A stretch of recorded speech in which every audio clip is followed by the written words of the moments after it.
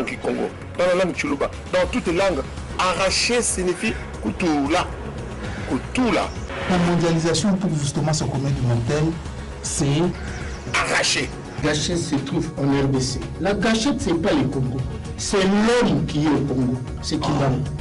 Donc, le cultiver, c'est celui qu'on a arraché pour qu'il soit humain. Parole prophétique de Papa Diangenda, quand il disait chaque fois que la RDC, c'est l'espoir du monde. Nous allons nourrir le monde entier. Mais c'est ce que les puissances ont pensé en 1885, lorsqu'ils ont estimé qu'il faut créer un État puissant ici, qui doit être perpétuellement ouvert à l'ensemble des pays.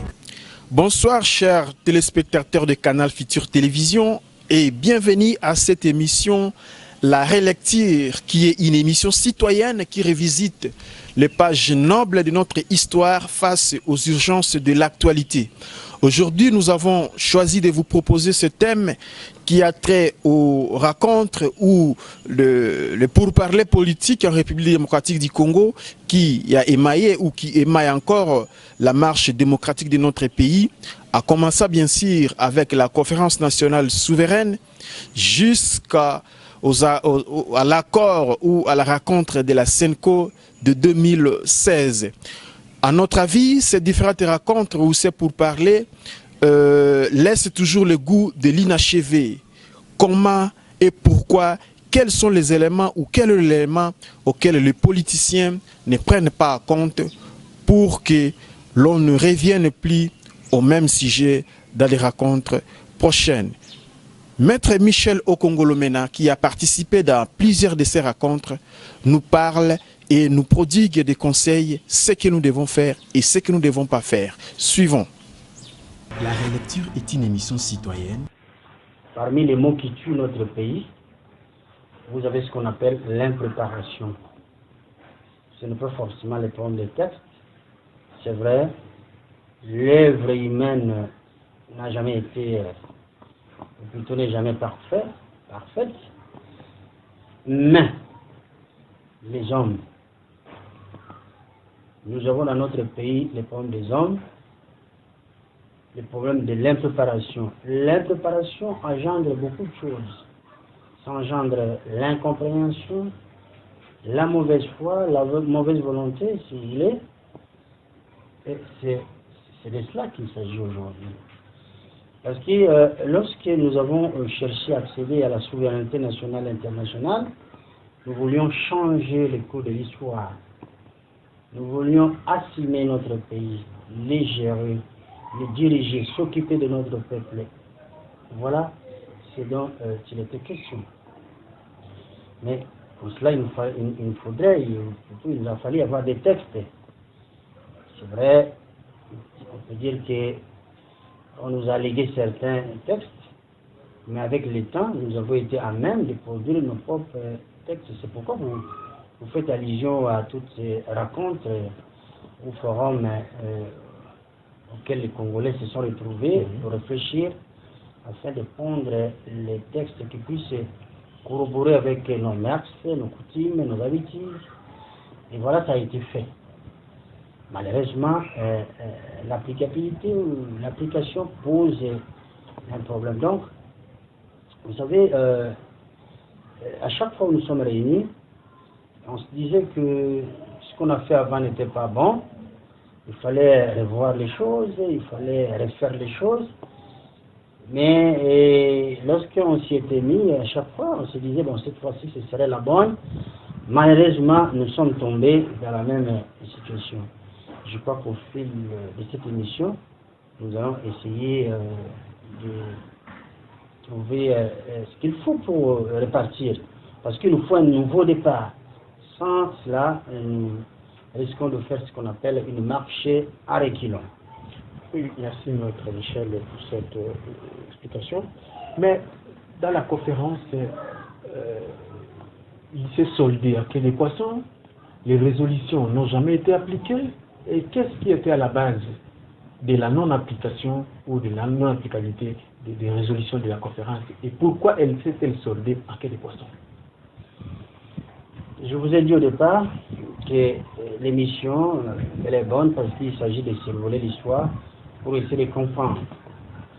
Mais encore, il faudrait que lorsqu'on aura compris, que nous puissions faire quelque chose en définitive de bon et que nous puissions repartir d'un bon pied. C'est pourquoi je suis en train de vous dire, vous parlez de la conférence nationale, mais vous oubliez qu'avant la conférence nationale, il y a eu les conclaves de Loulabou, il y a eu d'autres rendez-vous manqués. Mais revenons sur la conférence nationale souveraine. À cette époque-là, on avait un homme dont le mandat était arrivé à terme, le mandat était échu. Et c'est presque le même, on se retrouve dans le même contexte aujourd'hui.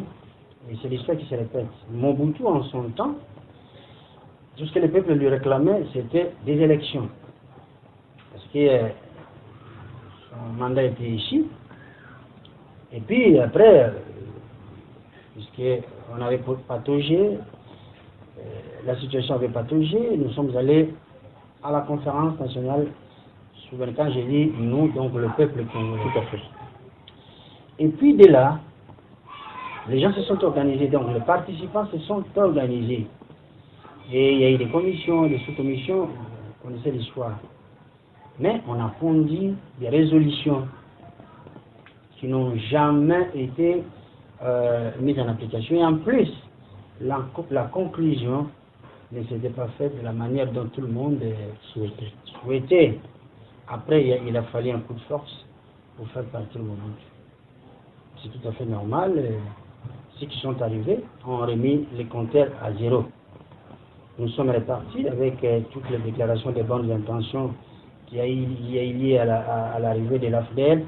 Malheureusement, c'est l'histoire qui se répète aujourd'hui. Au fil du temps, vous allez vous rendre compte à travers cette émission, donc les Congolais vont se rendre compte que nous avons des hommes politiques qui ne veulent pas assumer. Parce que lorsqu'on assume, il faut tirer les conséquences. Lorsqu'on a mal dirigé, parce qu'on a ignoré que le temps passe, parce que le temps, vous savez, le temps reste le temps.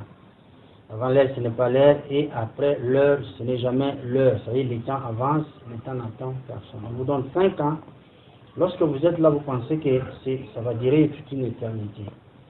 Et tout d'un coup, vous apercevez que vous êtes en fin mandat, et c'est en ce moment que vous vous réveillez. Et là, le peuple n'est pas d'accord. D'où, je conclus que c'est une affaire d'hommes. Les gens qui sont animés de mauvaise foi, ce qu'on appelle la mauvaise volonté.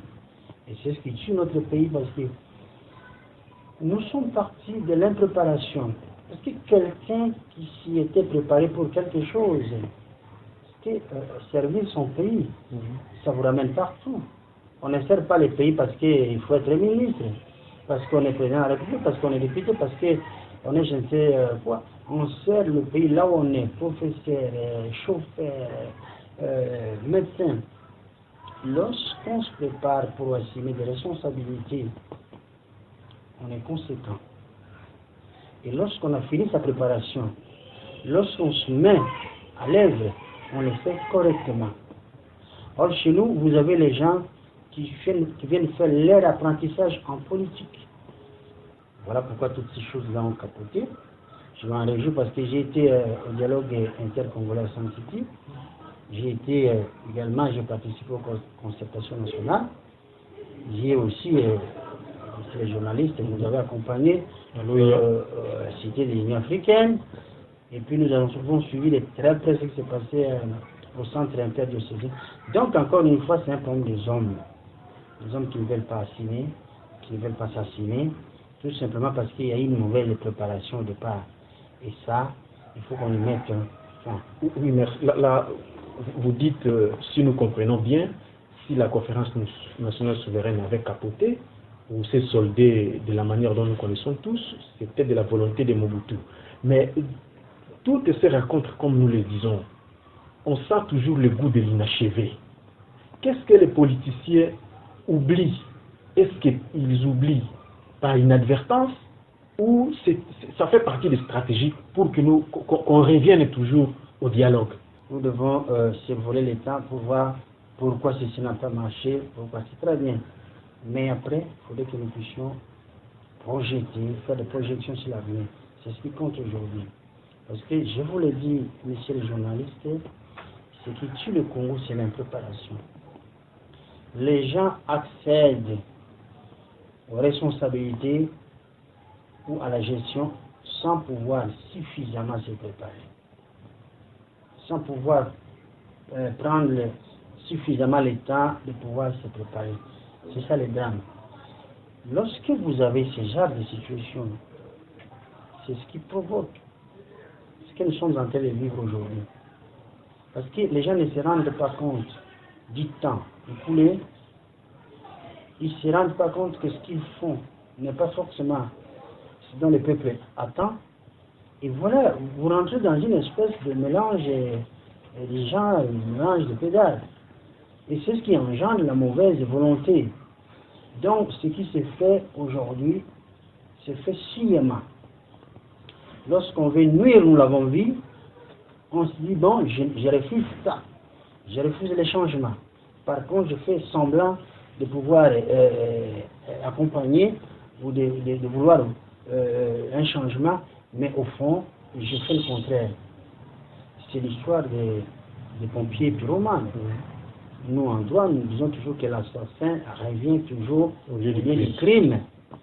Donc, il sait que ce que je fais, demain matin, s'il a fait la nuit à 3 heures du matin, il sait que demain matin, les gens vont s'agglutiner. Tout autour, si c'est un cadavre, si c'est un blessé, les gens vont se retrouver là. Et puis, il va revenir poser également des questions. Donc, ce n'est même pas à chercher de montrer. Il ne faut même pas aller plus loin pour pouvoir démontrer. Nous sommes époumonés à chaque fois. Je vous ai dit qu'à Saint-City, au moins, les gens étaient animés de bonne volonté. Nous avons fait un travail consistant. Nous avons obtenu la réconciliation nationale. Ce n'est pas, je l'ai dit, ce n'est pas affaire d'un individu. Nous tous, nous y sommes mis pour qu'il y ait la réconciliation nationale. Et nous avons produit un texte qui nous manquait, parce que vous savez, lorsque l'AFDEL est arrivé au pouvoir, il y avait un problème de manque d'instruments juridiques pour gérer le pays. Et nous sommes allés à Saint-City, nous avons produit un instrument juridique qui nous a permis de faire en sorte que lorsque nous avons des revendications politiques, que nous puissions le faire de manière démocratique. C'est ce qui se passe aujourd'hui. Malheureusement, vous imaginez tout ce qu'on avait produit comme texte est foulé aux pieds. Même ceux qui sont censés garantir ces textes-là. Même par l'autorité numéro 1. Donc, c'est une remise en cause. Autrement dit, on n'allait pas avoir la concertation nationale, on n'allait pas avoir tout ce qu'on a eu aujourd'hui. On n'arrivait pas dans cette crise où nous sommes aujourd'hui. Donc, c'est un problème d'homme, un problème de mauvaise foi, un problème de mauvaise volonté, dû à l'impréparation. Il faut des gens préparés. Parce que lorsqu'on est préparé, je vous donne l'exemple un peu partout. Parce que si je vous parlais de la France, vous allez me dire que c'est au-delà de l'Afrique. Tout à fait, il faut prendre des exemples au Sénégal ici. De nos milliers. Au Sénégal, vous allez en Côte d'Ivoire. Nous avons vu un chef d'État qui a consommé ses 2 mandats et qui dit clairement à sa population, et moi je vais arrêter. Je voudrais qu'il y ait une nouvelle génération. C'est ce que nous voulons, l'alternance. Donc vous comprenez que vous avez un mandat et ce mandat est limité dans le temps.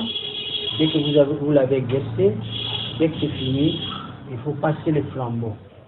Et d'autres utilisent les moyens mis à leur disposition, à savoir la police, l'armée, tout ce qu'ils ont, pour mater les peuples. Moi, je dis que c'est un affront terrible contre l'histoire et contre le peuple.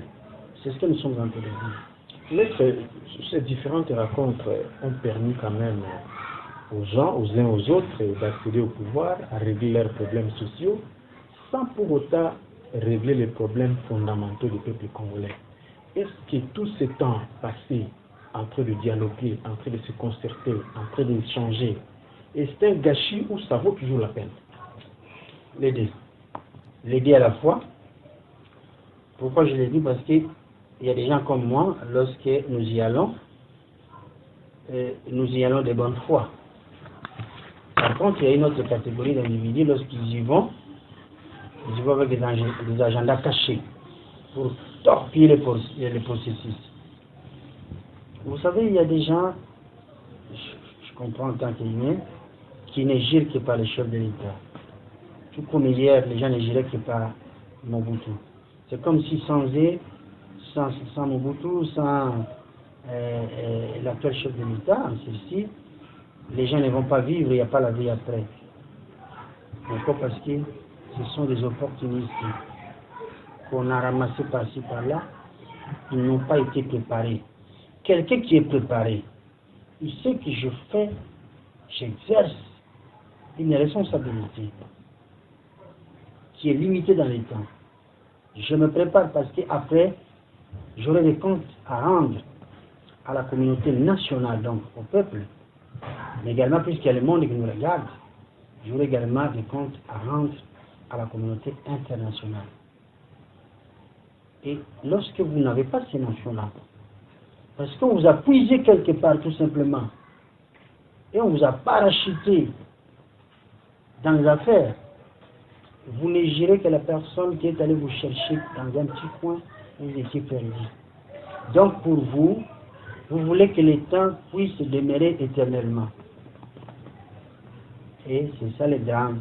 C'est pourquoi je vous dis, si tous on partait dans des négociations, dans ces réunions, dans ces forums, avec les sentiments de mieux faire pour le Congo, on n'allait pas avoir ce que nous avons aujourd'hui. Et c'est pourquoi je vous dis, pour nous autres, c'est un gâchis. Parce qu'on a mis, moi personnellement, j'y ai mis un peu de mon cœur. J'ai mis mon énergie.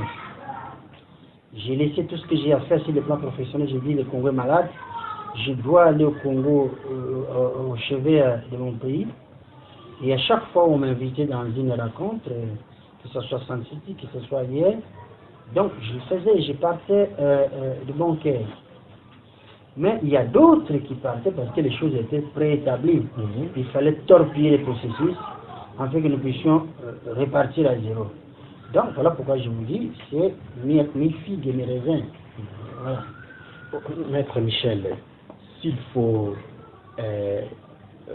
revenir sur ce que vous dites, qu'est-ce qu'il faut ou qu'est-ce qu'il fallait prendre en compte en priorité pour ne pas donner l'occasion à ce que le politicien revienne toujours sur la même question? Parce que j'avais dit tantôt, la conférence nationale souveraine avait donné l'impression de régler les problèmes. Malheureusement, tout a tourné au vinaigre. Le dialogue sans Titi a vraiment donné l'impression qu'il n'y a plus de problème. Et malheureusement, aujourd'hui, nous retombons encore dans le même problème qu'avant sans Titi, peut-être avec des proportions différentes. Ça demande encore que nous allions certainement à un autre échange pour parler de ce que vous avez parlé. Qu'est-ce qu'il faut prendre en compte s'il faut encore entrer sur la table des négociations ou d'échanges politiques? Non, vous savez d'abord ce qu'il nous faut, c'est le respect des textes. Je parle de respect des textes, le respect de la parole donnée, et lorsque je parle de respect des textes, donc le respect de la Constitution et des lois de la République. Si on n'est pas arrivé à ce niveau-là, nous risquons de faire du surplace. On peut faire 100, 1000 conférences. Nous risquerons de revenir, c'est la même chose. C'est ce qu'il faut, c'est 3 éléments. Respect de la parole donnée, respect de la Constitution et respect des lois de la République. Parce que si vous respectez ces 3 choses-là, qu'est-ce qui est coché dans un texte? C'est la parole. Au cours d'un débat, les gens vont discuter et au finish, ils vont coucher les fruits des consensus. C'est ça la parole. À partir de là, vous en faites des lois et à la limite, vous en faites une constitution. Et alors, ce sont des garde-fous. Lorsque vous avez dans une société les gens qui ne respectent pas leurs propres paroles et qui ne respectent pas les garde-fous, donc ce pays-là devient une jungle. C'est ce qui nous arrive aujourd'hui. Pour avoir ignoré tout cela, vous savez, la clé d'arriver dans ce pays, laissons d'abord d'écouter l'ancien régime, l'AFDEL arrive, je dis bien que l'AFDEL est arrivée, elle est venue parachever les combats que les Congolais ont menés. Parce que nous avions envoyé, nous avions relégué Mobutu à Badolité. Il était déjà en exil, pour ceux qui ne le comprenaient pas. Voilà pourquoi lorsque l'AFDEL est arrivé, pendant que l'AFDEL venait, il est reparti vers là-bas et de là, il est sorti. Donc, nous l'avons consigné là-bas, on a contrat à rester là-bas, et je crois qu'on était à 2 doigts de réussir. Mais l'AFDEL est arrivé, tant mieux, il a été accueilli à bras ouverts, et lorsqu'il est arrivé, si vous suivez, si vous revisitez l'histoire, parce que c'est le but même de votre émission, justement, vous allez voir qu'il y a eu des déclarations de bonnes intentions. Je suis venu changer les choses. Je veux que les choses soient comme ce n'était pas avant. Donc c'était un peu ça. Mais à la limite aujourd'hui, qu'est-ce qu'on nous dit? Lorsqu'on leur dit que vous n'avez pas réussi, vous avez fait pire que Mobutu, ils nous disent que non, d'ailleurs Mobutu avait fait ça, ça, ça. Si nous on fait ça, et pourquoi le monde doit s'indigner? C'est une mauvaise façon de voir les choses. Et ça traduit ce que je vous dis. Mais alors, les Congos de demain, il faut respecter ces 3 choses. Les textes, nous les avons. La Constitution, nous l'avons également. Maintenant, ce qu'il vous faudra demain, c'est respecter la parole donnée. Lorsque vous dites « je suis le garant de la nation », vous devez respecter cela. Lorsque vous prêtez serment, vous puisez les éléments dans la Constitution, il faut l'appliquer parce que vous les puisez, vous les prononcez, et vous donnez la parole, et vous dites devant Dieu et devant la nation, vous devez respecter cela. Et malheureusement, nous avons vécu le contraire. Et voilà pourquoi, pour répondre à votre question, ce qu'il nous faut maintenant, c'est un nouveau départ, avec de nouvelles mentalités. N'oublions surtout pas que la politique en soi, c'est un engagement. C'est pas un métier. On nous appelle souvent les acteurs politiques. C'est à l'image d'un acteur dans le cinéma ou ailleurs. Il y a un timing. On vous dit, vous jouez telle pièce, ça prend autant de temps. Vous revêtez un personnage. Et dès que vous aurez terminé avec la scène, vous quittez, vous reprenez votre personnage initial. Votre personnage initial, c'est quoi? Vous pouvez être un médecin, mais vous voulez vous engager en politique. Et lorsque vous engagez, vous êtes par exemple député. Et vous avez un temps limité, c'est ce qu'on appelle mandat. Dès que vous avez terminé cela, vous devez quitter la peau, cette peau-là des acteurs. Et vous revenez sur votre identité originale, donc médecin. Or que j'entends les gens dire, c'est un peu les termes que vous avez utilisés, les politiciens. Vous parlez des acteurs politiques, parce que nous sommes des acteurs. On vient jouer un rôle au sein des institutions, parce qu'on a un mandat, et on ne vient pas comme ça, et c'est décrété politicien indéfiniment. Non, cela, il faut que cela prenne fin. La relecture est une émission